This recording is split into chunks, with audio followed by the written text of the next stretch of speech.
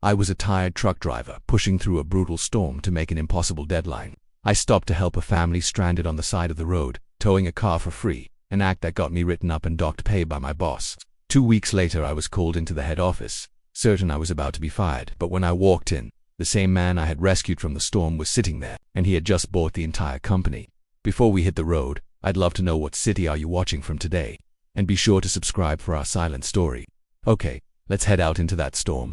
The rain was coming down in sheets, a solid gray wall of water that the wipers on my 18-wheeler could barely keep at bay. It was 2 in the morning, somewhere in the middle of a desolate stretch of highway, in rural Pennsylvania, and I was in a race against time. My boss, a man named Davis, whose personality was as pleasant as a patch of black ice, had made it brutally clear when I'd left the depot. This delivery is time-sensitive. Finn, he had barked over the phone. No excuses, no delays. I want that truck in the Chicago depot by 5 a.m., or don't bother coming in tomorrow. In the world of long-haul trucking, a threat like that wasn't a joke, it was a promise. I was a good driver, one of the best, but in Davis's eyes, I was just a number, an asset, and a disposable one at that. I was pushing my rig as hard as I dared on the slick, treacherous asphalt, my eyes burning from staring into the hypnotic rhythmic pulse of the wipers. My mind was a weary soup of fuel gauges, deadlines, and the quiet, gnawing anxiety of the bills waiting for me at home. I was a goodman in a hard job, just trying to make it to the next sunrise. It was in this state of exhausted, hyper-focused tunnel vision that I saw them a flicker of weak, struggling hazard lights 1/4 mile ahead on the shoulder of the highway. As I got closer, the shape resolved itself. It was a dark-colored SUV, its hood up, completely dead in the water, a sitting duck in the middle of a biblical downpour. Standing beside it, soaked to the bone, was a man desperately trying to flag me down. My first instinct, the one conditioned by years of my boss's relentless pressure, was to keep going. "Not your problem," a voice that sounded a lot like Davis whispered in my head. "You stop. You're late, you're fired. Just keep driving." The company policy was absolute. No one authorized stops. It was a liability. It was a waste of time. I was about to move to the left lane to give them a wide berth when my headlights swept across the inside of their vehicle and I saw them. In the back seat was a woman, her face pressed against the glass, and in a car seat beside her was a small child, no older than 5 or 6. A family, stranded in the middle of nowhere, in the dead of night, in the worst storm of the year. With a curse and a groan of resignation in my own conscience, I hit the air brakes, the powerful sound cutting through the roar of the storm. My massive rig slowed, pulling over onto the shoulder 100 feet in front of them. I threw on my own rain gear and jumped out into the deluge. The man, who I could now see was in his 50s, with a kind, tired face, ran up to me, shouting over the wind. "Our engine just died, no power at all, and my cell phone has no signal out here. Get back in the car with your family and stay warm. I'll take a look." I knew it was a lost cause. The car was a new model and it was completely dead. This wasn't a simple fix. They needed a tow that in a storm like this wouldn't arrive for hours, if at all. I walked back to him. "The engine is flooded. Sir, you're not going anywhere in this tonight." I saw the look of pure, desperate panic in his eyes as he looked back at his wife and child in the car. And I made a choice that I knew with an absolute certainty was going to cost me my job. "I can't leave you here," I said. "I'll tow you to the next town. There's a motel there. It's about 20 miles down the road." I can't ask you to do that," he said, shaking his head. "You have a deadline, a delivery to make." "Some deliveries," I said, "are more important than others." The next 20 minutes were a blur of cold, wet, and heavy work. I got my own heavy-duty tow chains from my toolbox, and with the man's help, I hooked his SUV securely to the back of my rig. Finally, we were on our way, my truck now moving at a slow, careful crawl, the dead weight of the family I had just adopted pulling me from behind. We drove in a comfortable silence. The only communication, the occasional crackling check-in over the CB radio I had told him to use from his car. When we finally mercifully pulled into the bright, welcoming lights of a small motel off the next exit. It was almost 4 o'clock in the morning. After I had unhooked his car, the father, whose name I now knew was Warren, came to the window of my cab. He pulled out a wet, crumpled wallet. "I don't have much cash on me," he said, trying to push a handful of bills through my window. "But please let me pay for your time, for your fuel." I looked at the money and then at his tired, grateful face. "No, sir," I said, pushing his hand gently away. "If you just get your family inside and get them safe and warm, that's all that matters. Have a safe trip." He just looked at me for a long moment, his eyes, which were sharp and intelligent, seeming to see right through me. "Thank you," he said, his voice full of a quiet, profound sincerity. He offered me his hand. "I will not forget this, son." We shook, a firm, solid handshake between two men. In the pouring rain, I watched them disappear into the safety of the motel lobby, a warm feeling of a job well done in my chest. a feeling that immediately turned to ice as I finally looked at the clock on my dashboard. It was 4:15 a.m. I was over 200 miles from my destination, and my delivery was due in Chicago in 45 minutes from now. I was not just late. I was catastrophically, unforgivably, and career-endingly late. The rest of the drive was a long, lonely, and deeply stressful journey. The storm finally broke as the sun began to rise, painting the wet gray sky in shades of a bruised watercolor pink. When I finally, exhaustedly pulled my rig into the bustling Chicago depot, it was just after 9 o'clock in the morning, a full 4 hours after my deadline. The other drivers, the guys on the morning shift, just looked at me with a kind of weary, pitying sympathy. They knew my boss, Mr. Davis. They knew what was coming. I didn't have to wait long. Before I had even finished unhitching my trailer, my phone buzzed with a text from him. It was 2 words. My office now. Davis's office was a small, messy, and joyless cube that smelled of stale coffee and quiet desperation. He was a man whose own mid-level management failures were a constant, simmering rage that he expertly redirected at the drivers under his command. He was sitting behind his cluttered desk, a large, balding man with a perpetually flushed, angry face, and he didn't even offer me a seat. "You're 6 hours late, Finn," he began, his voice a low, dangerous growl. He had calculated the time from when I should have checked in. 6 hours. The penalty clause in the contract for this delivery was $5,000 an hour. You have just with your little joyride personally cost this company $30,000. Do you have anything at all to say for yourself before I fire you and have you blacklisted from every logistics firm in the country? I stood before his desk, tired, wet, and bone-weary, but my conscience was clear. I told him the truth. I told him about the storm, about the SUV on the side of the road, about the family with the small child inside. I told him about the lack of cell service, about the fact that a tow truck would not have reached them for hours. I made a judgment call. "Mr. Davis," I concluded, my voice steady. "There was a family in danger. I couldn't just leave them there." Davis just stared at me for a long, silent moment, and then he laughed. It was not a pleasant sound. It was a short, sharp, and utterly mirthless bark of a laugh. "A judgment call," he sneered. "Let me tell you something, Finn. I don't pay you to make judgment calls. I don't pay you to be a hero.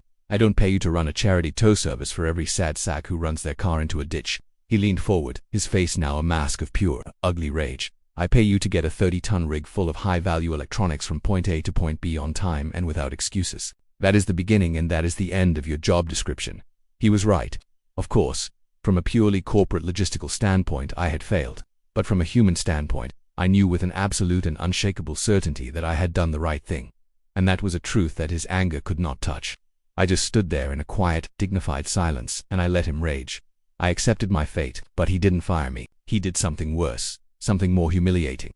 "You're not worth the paperwork of firing right now," he spat, his voice full of a dismissive contempt. "But here's what is going to happen. The $30,000 late fee is coming out of this depot's budget, which means it is coming out of my hide, so I'm going to take it out of yours. I am suspending you for 1 week without pay. And this," he said, scribbling furiously on a formal disciplinary form, "is a final written warning. One more mistake, Finn. One more unauthorized stop. One more missed deadline, and you are gone for good." He shoved the form at me. "Now, get out of my office." I walked out of that depot, my head held high, my dignity intact, but my wallet and my future significantly lighter. The week of my suspension was a quiet, stressful, and deeply demoralizing time. I spent my days looking for other jobs. My 1-week suspension, the black mark that was difficult to explain.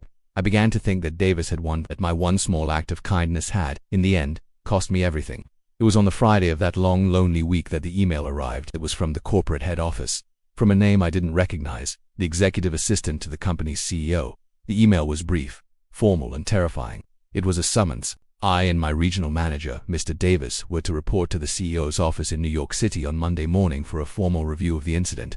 I stared at the email, my heart pounding in my chest. A meeting with the CEO in New York. This was it. This was the final nail in the coffin. Davis had clearly not been satisfied with just suspending me. He had escalated it. He was making an example of me. He was making sure I was not just fired, but publicly and corporately executed by the highest power in the company. I had 2 days to prepare for the end of my career. The 2-day bus ride to New York City was a long, slow, and deeply demoralizing journey towards my own execution.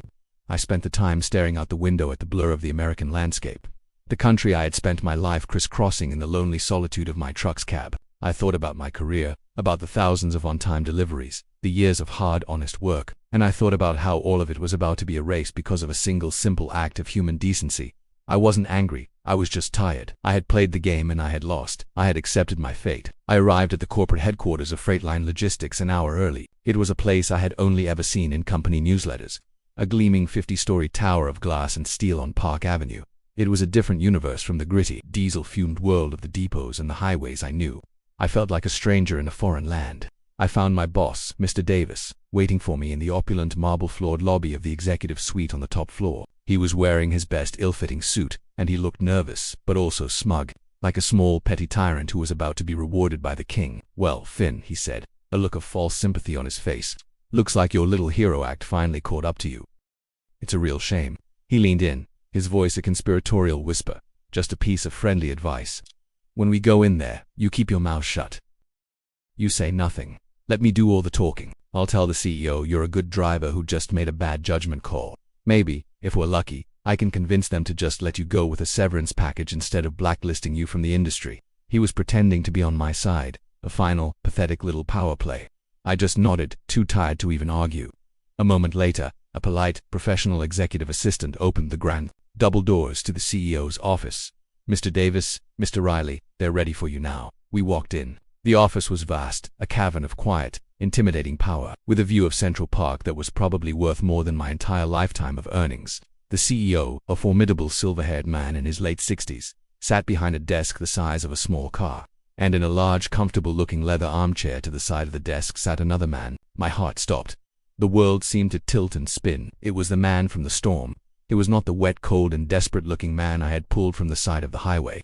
He was dressed in a sharp, incredibly expensive-looking suit. His face was calm and composed, and his eyes, those same sharp, intelligent eyes I remembered, held a look of quiet, knowing amusement. It was him, Mr. Warren. My boss, Davis, who had never seen the man before, just shot him an annoyed, dismissive glance, clearly irritated that a stranger was present at this important private meeting. The CEO stood up. "Gentlemen," he began, his voice a calm, serious baritone, "thank you for coming all this way. We have called this meeting to conduct a formal review of the incident from 2 weeks ago involving the late delivery of the Apex Electronics shipment to Chicago." Davis nodded eagerly, puffing out his chest, ready to deliver his well-rehearsed speech about my incompetence and his own decisive management. "But before we begin," the CEO continued, "I have a very important introduction to make." He gestured to the man in the armchair. "Gentlemen, I would like you to meet Mr. Michael Warren. As of last month, Mr. Warren's private investment firm, North Star Capital, completed a quiet majority share acquisition of this company." He paused, letting the weight of his words settle. "He is our new owner, and the new chairman of the board." I watched in a state of pure, surreal, and dreamlike shock as every drop of blood drained from Mr. Davis's face. His smug, confident expression did not just fade, it collapsed, imploding in on itself, replaced by a mask of pure, abject, and soul-shattering horror. He finally, truly looked at the man in the chair, and I could see the moment in his eyes when the memory of my own report from 2 weeks ago, the story of the stranded motorist he had mocked and punished me for helping, came flooding catastrophically back to him. He looked from Mr. Warren to me and back again, his mouth opening and closing like fish, a series of small, strangled and pathetic sounds escaping his lips.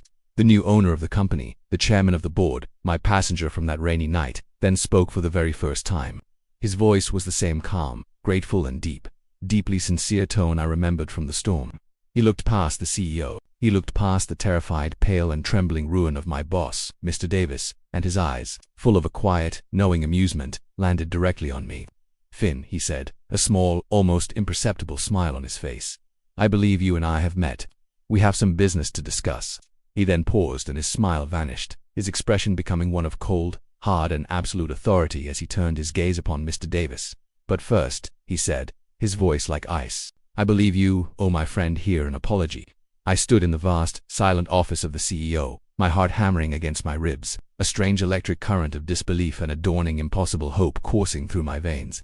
The man from the storm, Mr. Warren, the new owner of the entire company, had just called me his friend, and he had just demanded an apology from my boss, Mr. Davis, who had been a smug, confident predator just moments before, now looked like a cornered, terrified animal. He stared at Mr. Warren, his mind clearly struggling to process the catastrophic reversal of his own fortune. The blood had drained from his face, leaving it a pasty, sickly gray. He opened his mouth, but no sound came out. "I am waiting, Mr. Davis," Warren said, his voice a low, quiet, and incredibly dangerous rumble. Davis finally jerkily turned to me. His eyes, which had always held a look of bored, dismissive contempt, were now wide with a frantic, pleading terror.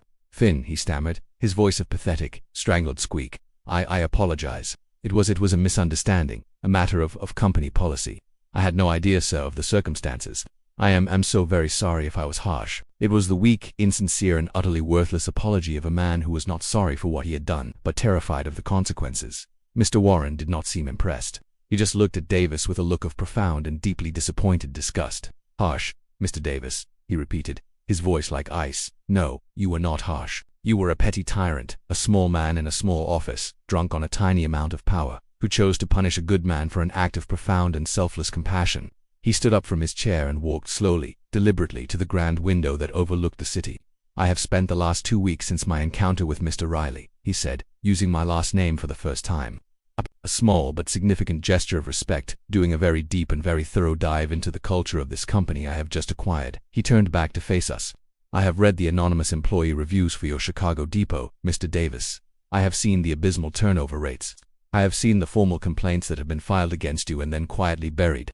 I have read the reports of your management style. He took a step towards my now visibly trembling boss. You have fostered a culture of fear, Mr. Davis, he said, his voice now a low, furious whisper. A culture that values deadlines over decency, a culture that would have one of its drivers in good conscience. Leave a family with a small child stranded to die in a deadly storm for the sake of a shipping contract. He shook his head. That is not a culture of efficiency, Mr. Davis. That is a culture of profound and unforgivable moral bankruptcy. He walked back to the desk and looked at the now former CEO, who just nodded grimly. The verdict had been decided.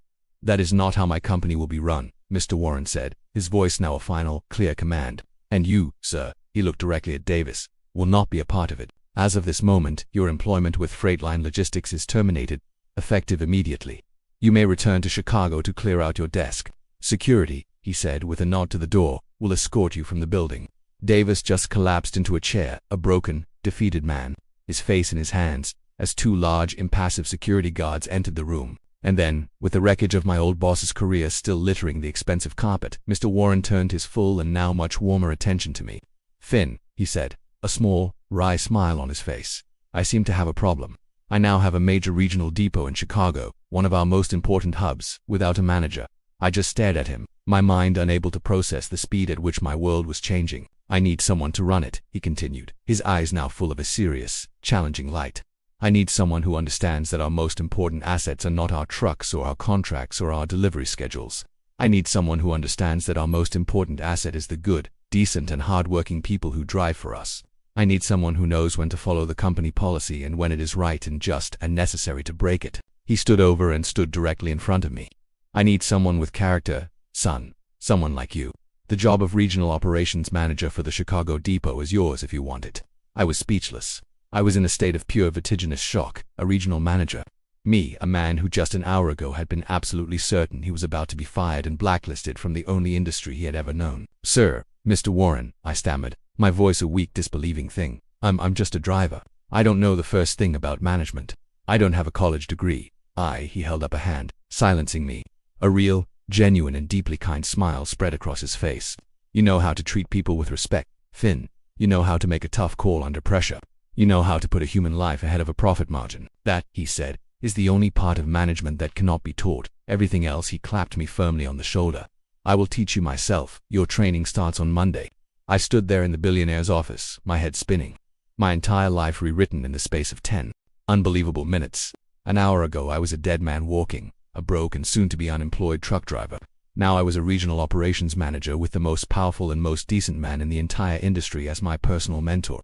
The worst day of my career had just impossibly and beautifully become the very first day of the rest of my life. I walked out of that gleaming 50-story tower on Park Avenue, a man completely untethered from the life I had known just an hour before. My old boss Davis was gone, a ghost escorted out a side door by security. The old CEO shook my hand with a look of newfound profound respect.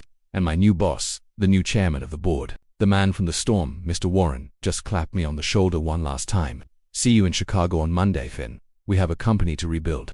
The bus ride back to Chicago was a journey through a dream. I wasn't staring out the window at a bleak, uncertain future anymore. I was looking at the landscape of my country, and for the first time, I felt like I had a real stake in it. I held the crisp new business card in my hand, the one that read Finn Riley, Regional Operations Manager. It didn't feel real. When I walked into the Chicago depot on Monday morning, the atmosphere was a toxic cocktail of fear and resentment. The news of Davis's sudden spectacular firing had spread like wildfire. The other drivers looked at me with a mixture of awe and deep suspicion. They didn't know the whole story. They just knew that the quiet guy, Finn, had gone to New York and had somehow come back as the king. My first act as the new manager was not to move into Davis's old messy office. It was to walk out onto the depot floor, gather every single driver, every mechanic, every dispatcher. And I told them the truth. I told them the entire unbelievable story. I told them about the storm, the stranded family, the tow, the punishment. And I told them about the new owner, a man who had been on the receiving end of a single simple act of kindness and had decided to build his entire corporate philosophy around it. The old way of doing things is over, I told them, my voice echoing in the vast diesel-fumed space. This depot will no longer be run on a foundation of fear and impossible deadlines. It will be run on a foundation of respect. We are not cogs in a machine. We are a team, and we will look out for each other. The change was not immediate. There was still suspicion. But slowly, day by day, we began to build something new. I didn't manage from behind a desk. I was on the floor, in the trucks, turning wrenches with the mechanics. I knew their struggles because they had been my struggles, and I fought for them. I renegotiated our deadlines with Courette to be more realistic. I instituted a new bonus system based on safety and vehicle maintenance, not just speed. And I implemented a new company-wide policy, one that was approved with a single enthusiastic phone call from Mr. Warren himself. It was called the Good Samaritan Rule. It stated simply that any driver who was late due to a verified act of stopping to help a person in distress on the road would not be punished, but would in fact receive a bonus on their next paycheck. It was a revolution, and it worked. Our depot, which had once had the worst turnover rate in the entire company, became the one everyone wanted to transfer to. Our safety record became the best in the nation, and our profits, ironically, soared. I saw Mr. Warren once a month. He would fly in for our regional meetings, but he would always spend an extra day with me. He was not just my boss. He had become my mentor, my friend, and the closest thing to a father I had had since my own had passed away. He taught me about business, about leadership, and I, in my own quiet way, taught him about the lives of the men and women who were the true engine of his new empire. It's been a year now. I am sitting in my new office, a clean, bright space with a large window that overlooks the bustling depot yard. It is not a place of fear anymore, it is a place of pride. My wife and my daughter, one have a new home, a new life, a future that is secure and full of a hope I had once thought was lost forever. On my desk, framed, is a photograph. It's a picture of a gleaming dark-colored SUV parked safely in front of a small roadside motel with a massive 18-wheeler truck parked protectively beside it, its lights glowing in the pouring rain. Mr. Warren had sent it to me a few weeks after our first meeting. He had gotten it from the motel's security camera footage. Underneath the photo, he had had a small, simple brass plaque inscribed. It didn't mention money or power or business. It just said, "Character is who you are when you think no one is watching. Thank you for being a man of character, Finn." I had been a simple, tired truck driver who had made a choice on a dark and stormy night, a choice to put a stranger's family ahead of my own career. I had had no idea that in doing so I was not just saving them, I was saving myself. And in the process I had been given a new and far more important delivery to make, a delivery of hope, of respect, and of a simple, profound, and desperately needed human kindness to every corner of the new world I had been given the honor to help build. An absolutely powerful story about how a single act of kindness can start a revolution. What a testament to Finn's character and Mr. Warren's vision. What do you think of the Good Samaritan rule Finn implemented? Let us know in the comments below. If you were inspired by this incredible story, please show your support by hitting that like button, and be sure to subscribe for more silent stories of karma and justice. Don't forget to click the notification bell so you never miss an upload. Thanks for watching, and we'll see you in the next one.